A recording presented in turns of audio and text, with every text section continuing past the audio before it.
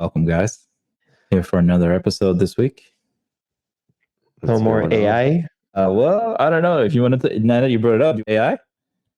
No, I mean, are you real? No, for you to decide. How's you guys' week been? Cool. I just recently watched Shogun. That series is awesome. So anyone who's willing to watch Shogun, I definitely recommend it. I think everyone that has played, Ghost of Tsushima, they should watch this show. I also watch it, and I feel that it has all those vibes, and I think comes from a book. So that's a good sign because the story is already written. So yeah, they have continued. Players. Ghost of Tsushima is coming out on PC, I think, in May. So watching Shogun and then transitioning to PC to play. Oh, and but end of this month as well, the Rise of Ronin is coming out. Yeah, I was about to say, don't forget that, man. Edo era. Dragon's Dogma 2 as well, but that's not really samurai. There you go. You have two games and a good show to watch. And one of the excuse to have to stay at home one day. Well, we have a day off coming up in Victoria, so can you say, "Hey, English"? Hey, English. It sounds like that guy. That's the Spanish guy. Is that the guy that is an interviewer and he drinks tequila and that, or is that a different guy? No, it's off Shogun. The guy who gets injured at the start. Like, technically, in the show, he can speak different languages. He comes back and forth with the accent, but it's funny. Yeah, like Portuguese and then Spanish. Yeah. No, it's a cool series. Definitely recommend it. Also want to say rest in peace to Akira Toriyama. Yeah, very sad news for Dragon Ball Z fans. Yeah, I remember growing up and going to the video store, getting the Dragon Ball Z like VHS, and they were always a different color. Like they made them either gold, like the Super Saiyan hair, or in the Boo saga they were pink, like Martian. And Rexy and I used to have a VHS player with our old TV. The one with the big back, like the fat the donk on the back. Like it's not like the TVs today where it's just thin. It had the TV and then it had the big. Yeah, and it was a convex screen as well. So like the screen wasn't flattered, like curved outwards. I was actually talking to my partner, and she was like, "Wow, we were looking at a video of PlayStation 2, like when it was first released back in 2000." And she's like, you got to be kidding me. PlayStation is older than I am. And I was like, yeah. And then they switched to the checkout, and the guy was like punching in the purchase, and it had one of the, what's that? And I'm like, oh, yo, I forgot that you were born in a time before flat screens, or like this existed. Like this was the technology. Everybody else, we all grew up with it. It just goes to show. So, technically, is that the flat screen that uses like the three colors when you connect like the video and the audio? I think that's the TVs, but the monitors for the computers used VG. Oh yeah, the VGA, with the screws. Yeah. Dragon Ball Z, massive part of my childhood, probably Rexy as well. And Nick, I think you said you watched it, but you weren't so involved, or I haven't watched this Super Seed. Is it like now that they have all these multi-universe and whatever? I watched like all the old ones, and I don't remember all of it. I was a fan, and I play the games. Like one of the best games that I played was not Kakarot. It's an old one. It's Tenkanchi. Budokai thing. Yeah. So that one, and it's also coming up, I think, one that it's based on that game. That was the best game I played from Dragon Ball Z. It was like an open world. You can explore, find the Dragon Ball Z balls, and then you can become stronger. Like it was a really good game. Yeah, not just your typical 2D fighter. Yeah, it wasn't. And it was cool to fly around as well on the map, that little mini map. Yeah, it gives you the feeling of like what it would be like to be a Super Saiyan. And all these wouldn't be possible without a Dragon Ball Z creator. So it's definitely, it's one of those things almost like Stan Lee, like when he died, like basically, even if you are not a true fan, you definitely feel the impact of someone that is a legend it's not gonna be there anymore, because that's part of the vision of what Dragon Ball Z it is now, become from the creator. Yeah, exactly. So, anyways, yeah, rest in peace, Akira. thanks for the memories. Today we got some interesting topics. We got Moxie, NASA's Moxie. Yeah, and then we'll be doing a go on. Sorry, if you wanna. Yeah, Moxie. Yeah. He's excited. That's the thing. He's excited. Yeah. That's what he wants to bring. And also EVs versus petrol cars. Yeah. So that's another topic. I'm personally, I'm EV. I'm pro EV. I really like them. I think that they are the future. Nick, you're a hybrid man. And we're gonna find out today what's Rex's point. I'm on the fence. I don't know, man. I'll be burning those fuels every day. And hopefully somebody can convince me to find my, what would you say? Find my inner car. Oh, inner car. Yeah, find your inner car. Let's go. Stay tuned for the next. Run the intro. Welcome to the Boys on the Mic, the one-stop audio and video experience where the worlds of gaming and technology collide. I'm Nowakas, and I'm thrilled to be here with the dynamic duo, Kausa and Rex. How's it going, guys? Hey Nowakas! Hey listeners! Kausa here. We're pumped to bring you another episode filled with the latest and the greatest in gaming and tech. No matter what kind of gamer you are or how tech-savvy you might be, we got something just for you. That's right, Rexy here, and we're stoked to have you join us. Whether you're a long-time listener or just discovering the podcast, you're in for a treat. We dive deep into all things gaming and tech, bringing you the news, reviews, and experiences from around the digital world.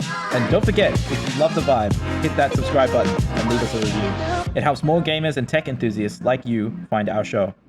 Follow us on Tech Trio Tales to stay in the loop and become part of our growing community. Got a topic you want us to cover? Or you just want to share your latest gaming victory? Reach out to us on our socials or in the comment section. We love hearing from our listeners. All right, team, gear up because it's time to jump into another epic episode. Let's revive, respawn, power up, and go!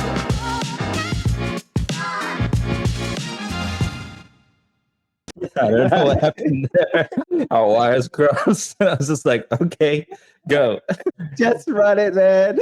I was feeling like the intro should come, but it's hard to tell like when you should say it. So yeah, we need to come up with like let's go. It was beautiful. It was beautiful, man. It's always beautiful with those intros. All right, today's first topic that I'm going to bring to Boys on the Mic is NASA's Moxie, which stands for Mars Oxygen In-Situ Resource Utilization Experiment. This is a technology that I created. It's been around for, I think, a couple of years now, but I just wanted to bring it up because I thought it was really cool this week. Essentially, what it does is its goal is to produce oxygen from carbon dioxide in a Martian atmosphere or on the red planet Mars. It's converting the oxygen from CO2, which there is an abundance of in Mars. So there's like heaps of a bunch of oxygen, but no carbon dioxide. No, there's a bunch of carbon dioxide, and it's converting the carbon dioxide into oxygen. This is definitely a key element for the future of us moving somewhere else, right? Definitely, it's the aid to the future human exploration. About like technically the most essential thing that we need is breathable air. We're getting there. Which is funny enough because NASA's so cool with how they name stuff. So this Moxie is actually named after the first carbonated soft drink in America. So when you edit this video, just chuck Moxie in there. It has a symbol where it's like a guy that goes like this. It's sort of like Fallout. Like it's from like the 1886 or something. It's like Moxie. Like it has that guy. That's a cool fact that I learned about it, and I thought that's pretty cool of how NASA did that. So this is like when was that drink made? Was it like in the 60s or 70s or something like that? 18. Yeah, it was the first carbonated soft drink in America, in the US, in the US of A. Yeah. So that's a cool fact about how they named Moxie. Moxie is also the size of a small toaster. So I think it was 9.4 times.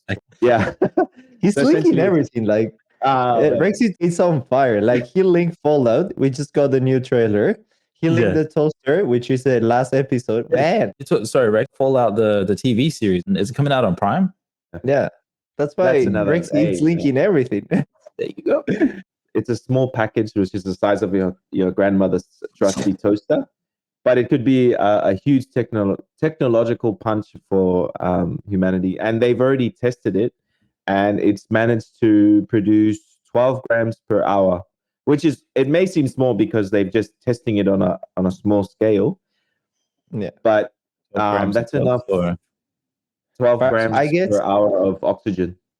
I guess the way they use it, it will be having a compressor and a dome where they basically have that environment that they can control. It's not that they're gonna have like the whole planet in this, because it will be impossible for now. Yeah, but it's just on a smaller scale. So they were successful, and it produced enough air for a small dog to breathe for about 10 hours. It is successful. Mars. Yeah, so essentially what they would have to do with this is just build it on a bigger scale and create an oxygen factory, which could probably produce tons of oxygen. But the fact that they were successful in producing this gets you excited and makes you want to think like, damn, bro, we going up, bro.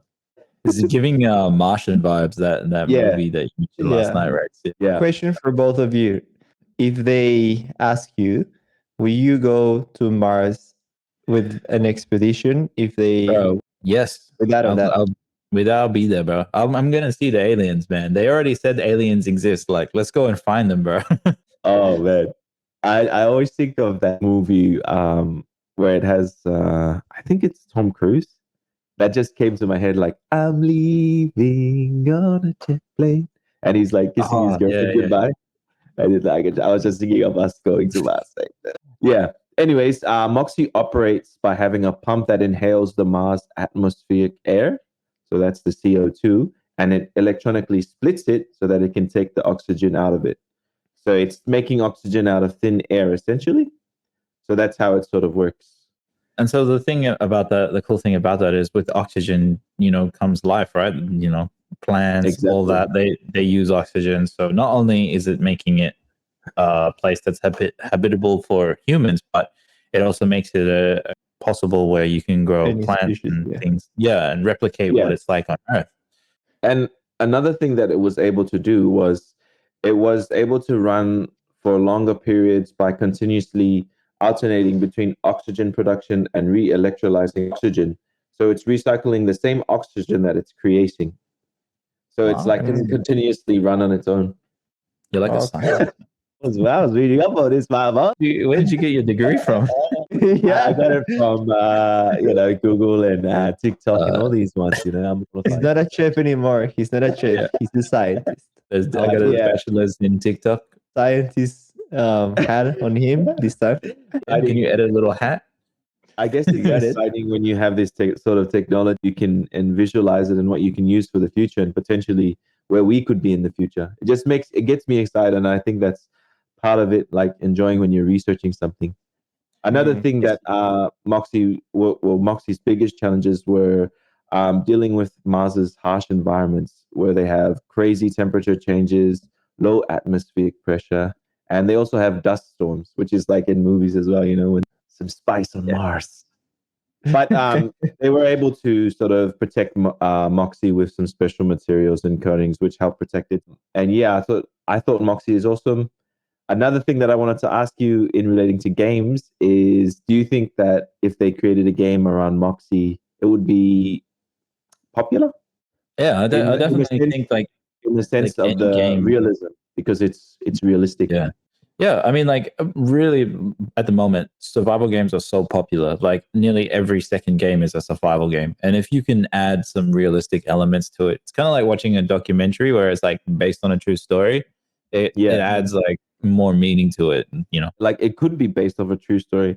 And then, like, if for some reason they can create scenarios where people are playing games, but it's actually real scenarios where you can use that when you go to Mars.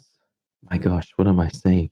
Using video games to like create scenarios that were potentially supposed to happen or will happen if they go to Mars. I'll tell you the So name you're of having that. fun. It's called digital twins, and it's basically replicating what you have around you, and you can play around with the scenarios. Like, say, I thought you were talking about AI brothels or something. You might need that too, but we don't know. I'm linking the wrong things, man. You know, that might be one of the first things that they get for like hardworking men. You know, there might not be women up there, so boom, there you go. Yeah. Hey, it's 2024. I think there will be women out there. Or aliens, mate. But the problem is like the logistics of doing that there. If you think about it, like it's like a whole thing. Digital twin. Look at his cheeks, man. They're blushing. I really took that off the railroads. I'm gonna put it back on the train. That's something you can write in the, you know, what you need when you go to Mars, mate. Just on your, you know, like when people like they make a list of what they require before they can go, you can just add that. Yeah. So I'm definitely excited for that. So now that we have all these, if you think about it, everything on our human race to the space, like every single step, like this one, has a very strong meaning to the future. Because like it's not just one thing that needs to work; it's many things that need to work for us to start engaging with different other planets, and each of them it's a completely different story. Yep, exactly. And obviously, it's not just, you wouldn't just need Moxie to terraform planets. You'd obviously need other technology as well, but it's a good start. You know what other thing that they might need? Like another piece of technology that they might need when they go to Mars that's currently being developed at the moment? It's electric vehicles. They're going to need it. There you go. Solar power, I think all the stuff that they send, they use solar power. They have panels, like they know that's the strongest source if the planet that they're visiting it's close enough to the sun. Yeah, and that's a renewable energy. Put it this way, you're not going to find a petrol car there in the long term. Another cool fact is that Moxie can also use materials on Mars or another planet and recycle them. So that was another sort of thing that they wanted to do with Moxie, was to use the materials on that planet to create rocket fuel or plastics or steel. I wonder what type of resources they're gonna have on Mars, because like based on the photos, it just looks like sand. If you think about it, most of the lithium comes from the deserts, so there should be any sort of similar metals around. Ingredient for batteries. No, we're all using lithium batteries for and our EV cars as well. Play them. That's good, bro. It's all part of being a teammate. Yeah, you know, you just set it up and I just bang, spike it. But yeah, that sort of leads us, unless you guys have anything else to sort of tie in with that, is, you know, Rex, are you done? Or yeah, I'm done, bro. I'm done explaining Moxie and what I'm excited for. If you guys wanted to add anything, you can go for it. But I think that's pretty much it. Yeah. Let's get Nowakas run with EVs because he's been trying to push it. So let it be. All right, bro.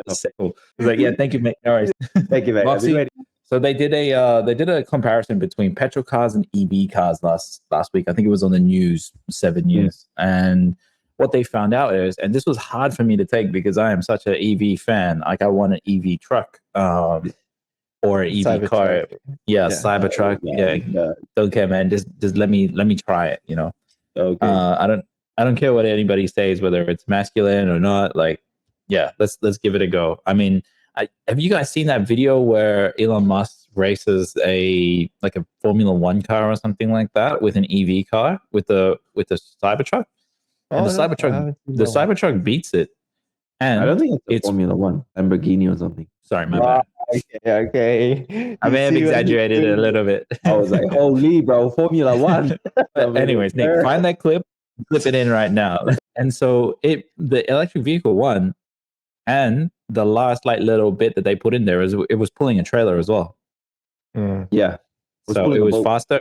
Yeah, it was pulling a boat with a trailer on it. Just gonna leave that there. something. I just watch Cars and all the Cars, 1, 2, 3, because Rex the other day put their Cars, the whole idea of, In your because we mind. talk about Disney. So I watch Okay. all of them.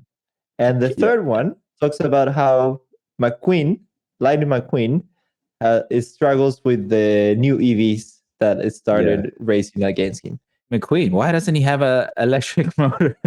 That's not the point. The point, he was still battling. And I gotta say, he lost. Well, put it this way, man. Put it this way. I can see why you like that. Like you're relating to Lightning McQueen. You're like, I still want that petrol. I still want that hybrid.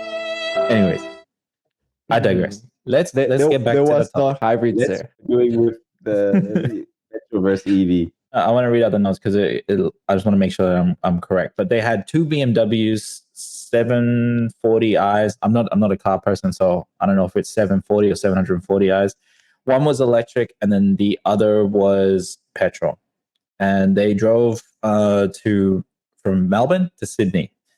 Total distance 900 k's. Now, cut a long story short, the petrol car performed better in terms of both price and efficiency.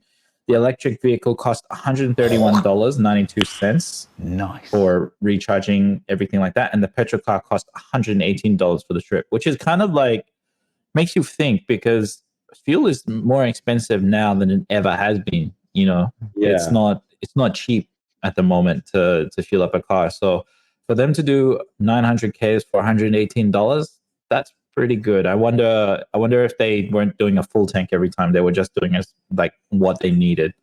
The main reason why the electric car was worse is that it reached Sydney 2 hours and 8 minutes later due to longer charging times. So that's probably something that we were speaking about before, that, if you're rushing to get somewhere on a long distance drive, electric cars are not your friend, because it takes time to charge it. Even if it's like a fast charge, it can take hours. And they showed that in this study, that electric cars just take longer to charge. Are you saying Lightning McQueen?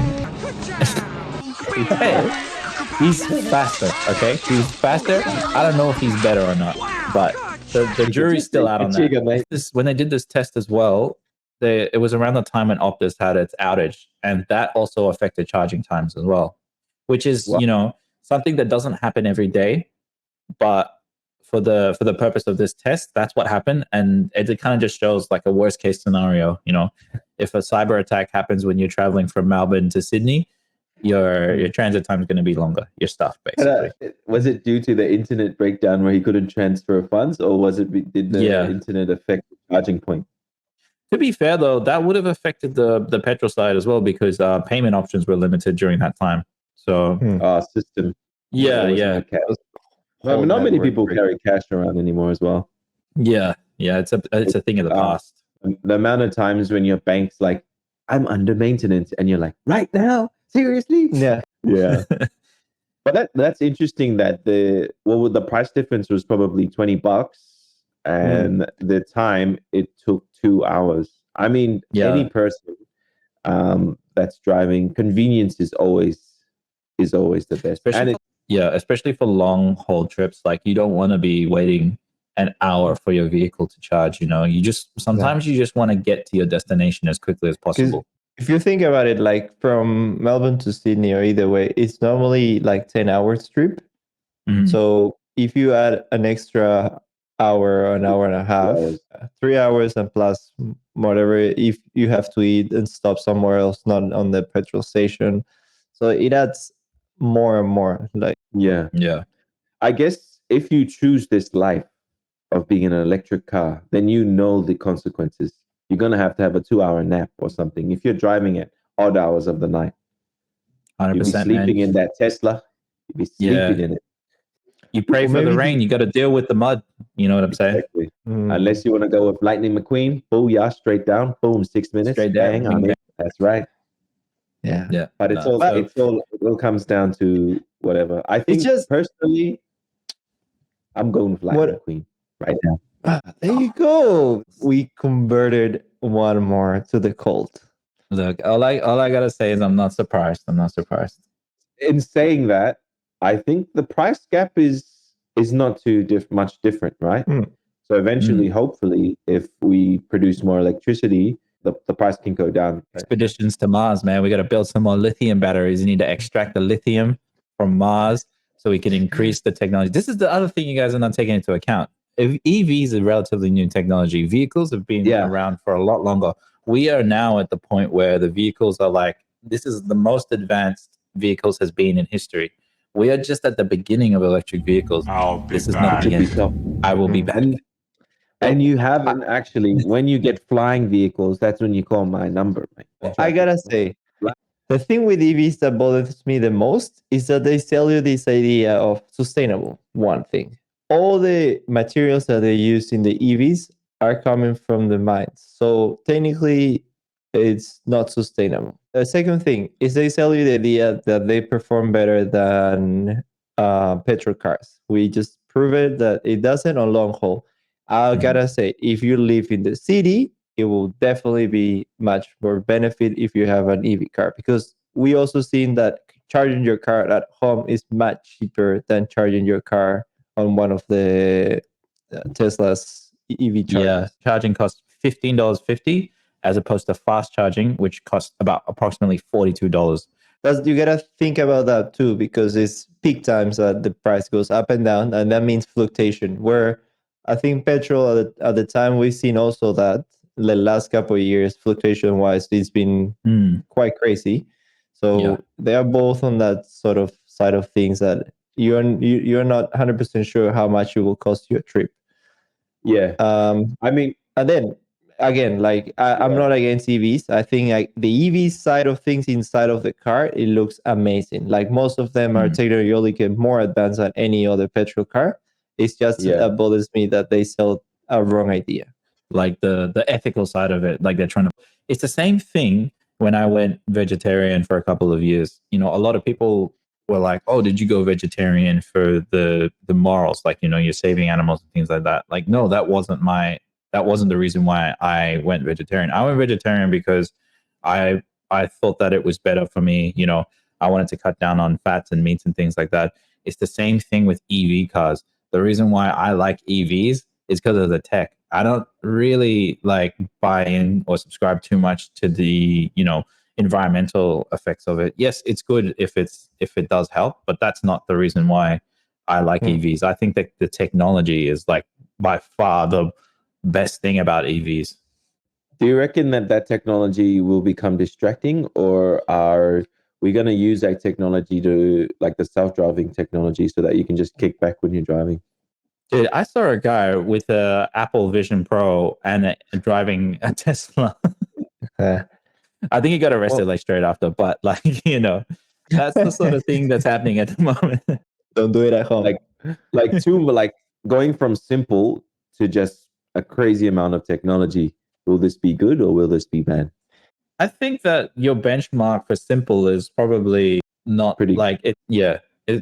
At the moment, we're already using technology. How many gauges do you see on a car? You know, like we've already got touch screens in petrol cars. You know, we're technology's there, and you can see governments and things trying to limit phone usage while driving. That 100% makes sense. I agree with that. But yeah, I don't think that it's going to be a detriment to driving. I think the technology is actually going to help us. It's the same thing with AI taking jobs. It's not there to replace us or, you know, make it worse. It's actually there to help us. Yeah. This is a really good question, Rexy, because where I see the future of commuting with your car will be as not driving much. It will be more like just jumping into your car, telling where to go, and you are gonna start doing all the stuff that you wouldn't be able if you were driving. Let's say you grab your laptop and start working. You watch a movie with your kids. You start like having a conversation in almost like a meeting with someone, or like just catching up with a friend, jump on board, and then get to the destination. So in my mind, the commuting side of things, cars will be just another transportation, but we won't engage as much as we used to on the driving side. And driving will be more like a pleasure, more like now when you have a classic car, you actually enjoy it. That's random. It's when you talk with your thumbs. Is it? you do like a peace sign? It'd be cool if it did like Happy birthday. I've got one thing to add to that. And this is like, okay, so modern technology, auto driving, like Nick was saying, but this is we're actually reverting back to primitive technology. So I have this story about, I think it was my partner's grandfather, or it may even be my grandfather. I don't know whose grandfather it is, but they used to ride horses to the pub, right? And they used to get drunk and, just have a wild time partying. And then what happens is they basically jump back on the horse and fall asleep, and the horse knows the way home. So the horse just autopilots back home. And this is where I'm saying the technology is actually going back to what it was. You could drink and ride. So you saying we're going to go organic. So half robot, half organic.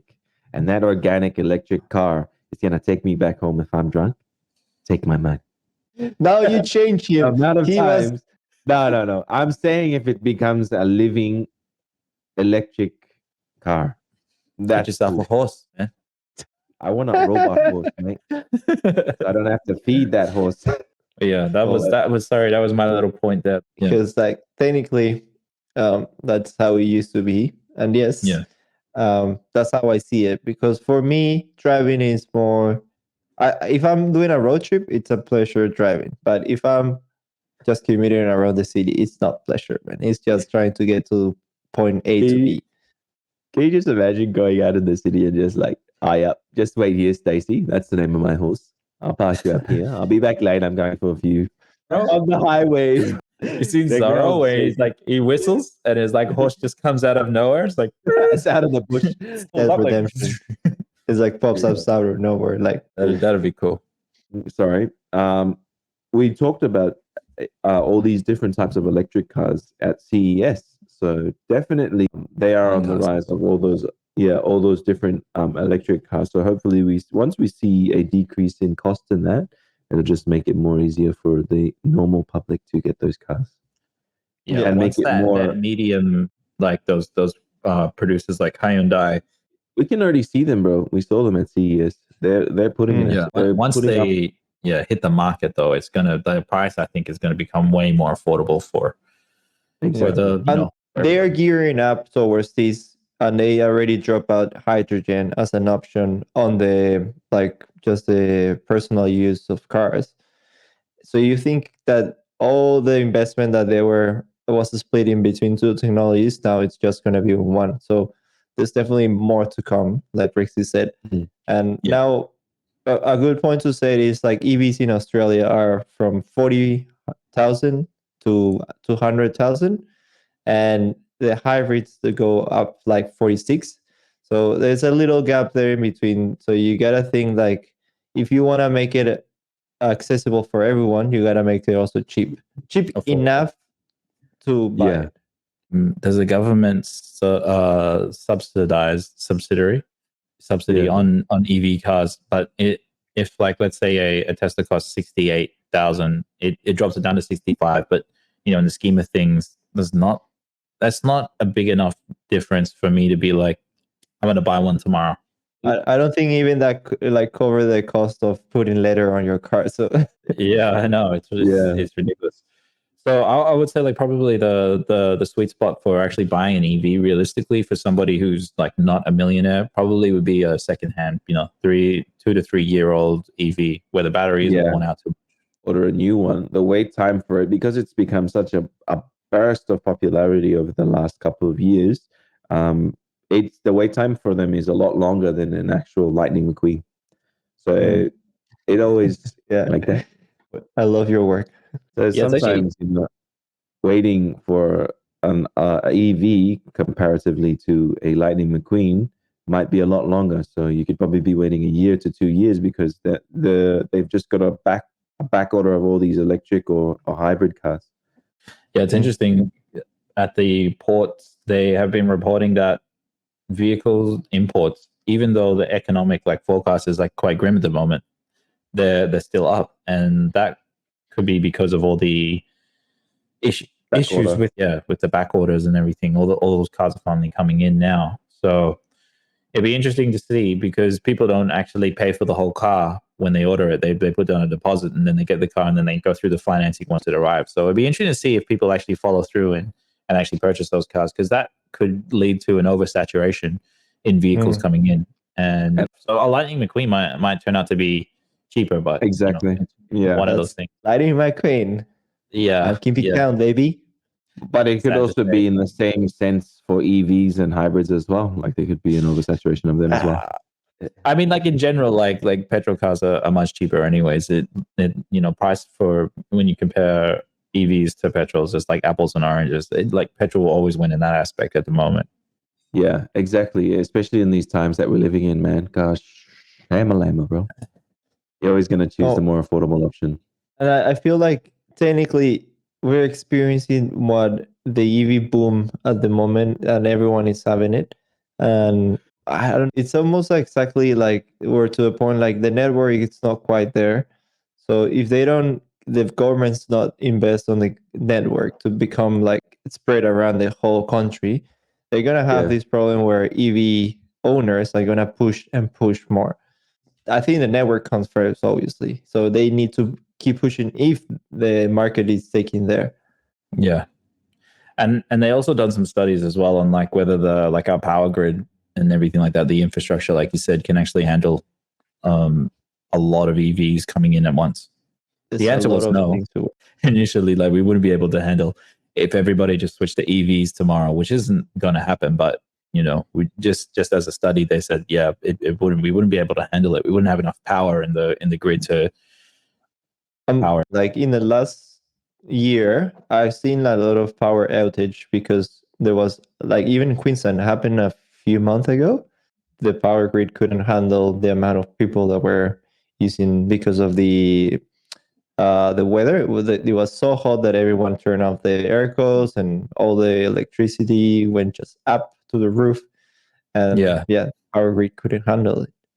Yeah, that's interesting. Just have to find some new sources of energy, I guess. Going into the era of Energon. Wow, is that a thing?